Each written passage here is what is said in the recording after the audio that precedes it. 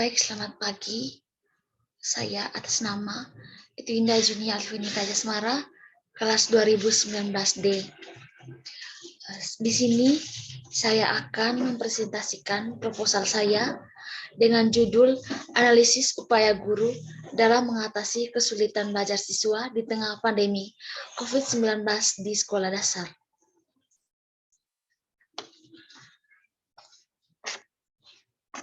Baik, penelitian ini dilatar belakangi oleh pembelajaran jarak jauh atau daring pada masa pandemi COVID-19. Adanya pembelajaran daring atau pembelajaran jarak jauh pada masa pandemi COVID-19, persoalannya, pembelajaran pada masa pandemi COVID-19 saat ini, dunia pendidikan mengalami hambatan atau kesulitan dalam pelaksanaan proses pembelajaran. Kegiatan pembelajaran yang harusnya dilaksanakan secara tatap muka harus bergeser menjadi pembelajaran daring dengan segala tantangan dan pelaksanaannya.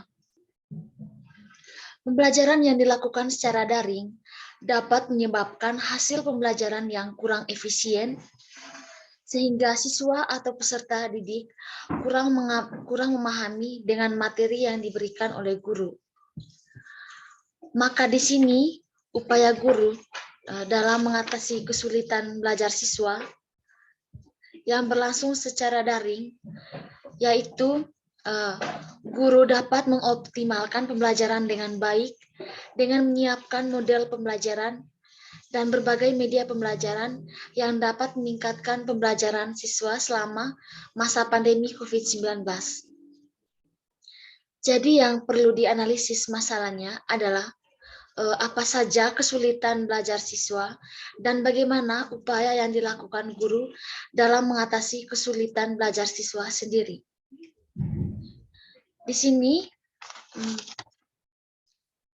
sebenarnya kesulitan belajar siswa selama pandemi COVID-19 ini tidak semua siswa ini mengalami atau memiliki hambatan atau kendala, tetapi sebagian besarnya siswa sangat sulit belajar saat masa pandemi. Oleh karena itu, saya sebagai peneliti menganalisis beberapa rumusan masalah berikut. Yang pertama, apa saja kesulitan belajar siswa pada masa pandemi COVID-19 di sekolah dasar.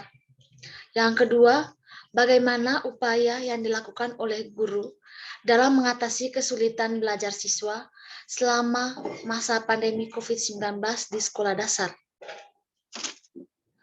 Adapun tujuan pembelajaran berdasarkan rumusan masalah di atas, yang pertama, untuk mendeskripsikan jenis-jenis kesulitan belajar siswa selama pandemi COVID-19 di sekolah dasar. Yang kedua, untuk menganalisis upaya yang dilakukan oleh guru dalam mengatasi kesulitan belajar siswa selama pandemi COVID-19 di sekolah dasar. Yang berikut, bab 2. Di sini ada penelitian terdahulu atau penelitian relevan yang perlu saya analisis dengan judul Upaya Guru dalam Mengikuti Pembelajaran Berbasis Daring pada Masa Pandemi COVID-19. Penelitinya Melda Akori, tahun 2021.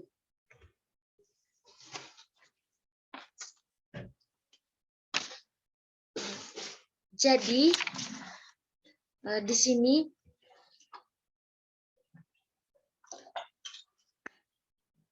Melda Akori membahas tentang upaya guru dan juga kompetensi guru dalam mengatasi kesulitan belajar siswa berbasis daring dan juga faktor penyebab kesulitan belajar siswa dalam mengikuti pembelajaran berbasis daring.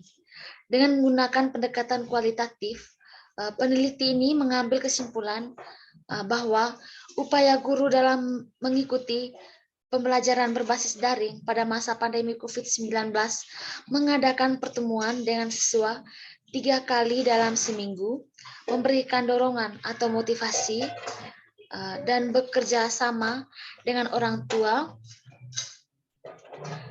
dan juga faktor penyebabnya, banyak siswa yang belum mempunyai HP Android, sarana dan prasarana sekolah terbatas, ekonomi keluarga rendah.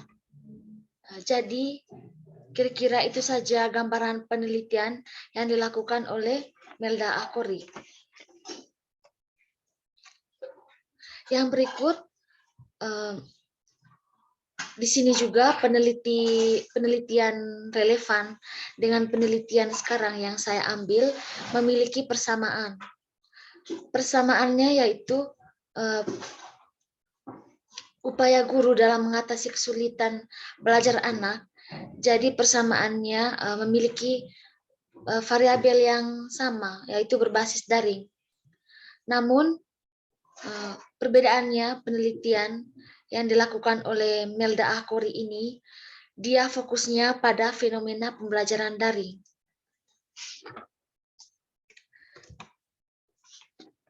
Yang berikut, landasan teori. Teori utama yang digunakan peneliti ini yaitu standar kualifikasi akademik dan kompetensi guru, yaitu Peraturan Menteri Pendidikan Nasional atau Permendiknas nomor 16 tahun 2017. Di sini beberapa jenis kompetensi guru. Yang pertama, kompetensi pedagogis. Jadi kompetensi pedagogis di sini kemampuan guru mengelola peserta didik. Di sini apa yang dibutuhkan oleh peserta didik harus sesuai dengan karakteristik peserta didik sendiri. Yang kedua, kompetensi profesional, yaitu kemampuan guru menguasai materi pelajaran secara luas dan mendalam. Yang ketiga, kompetensi kepribadian. Kompetensi kepribadian di sini sebagai guru harus berwibawa atau dewasa atau arif yang bisa menjadi teladan bagi peserta didik. Yang keempat, kompetensi sosial.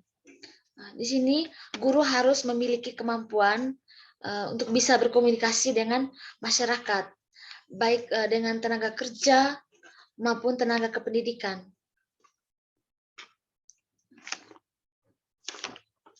Yang berikut, fungsi dan peran guru.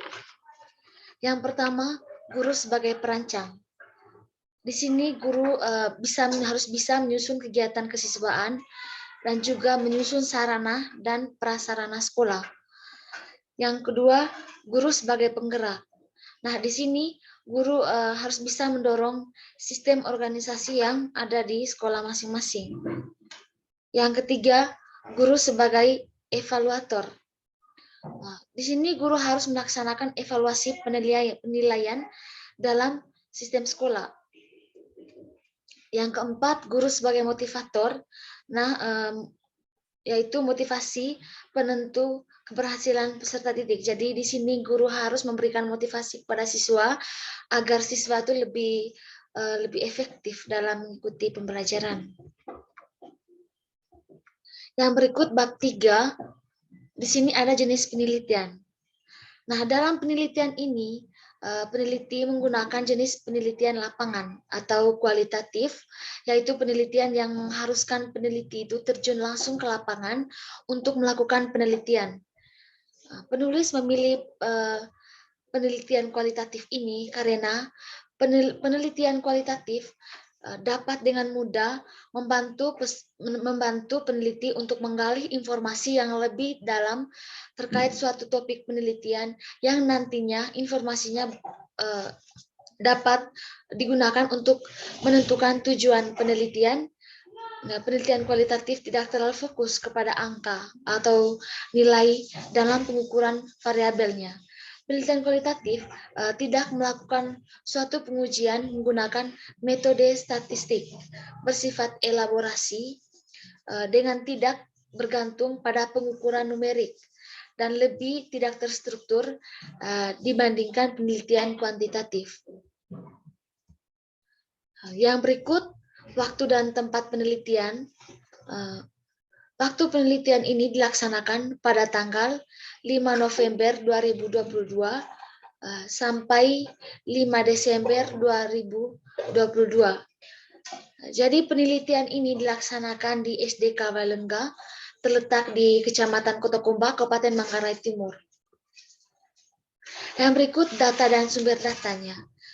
Data merupakan hasil penelitian berupa fakta untuk memberikan gambaran yang luas terkait dengan hal yang diteliti.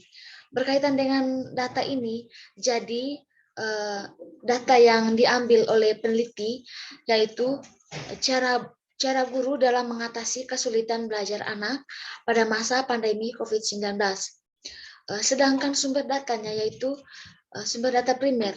Dalam penelitian ini yaitu kepala sekolah, guru-guru yang ada di SDK Walengga, juga satu dua orang tua dari peserta didik. Yang berikut teknik pengambilan data dan instrumen data. Dalam penelitian ini, peneliti menggunakan teknik observasi dan juga teknik wawancara. Dan untuk teknik wawancaranya, saya sudah menyiapkan beberapa instrumen pertanyaan. Di sini pertanyaannya ada dua.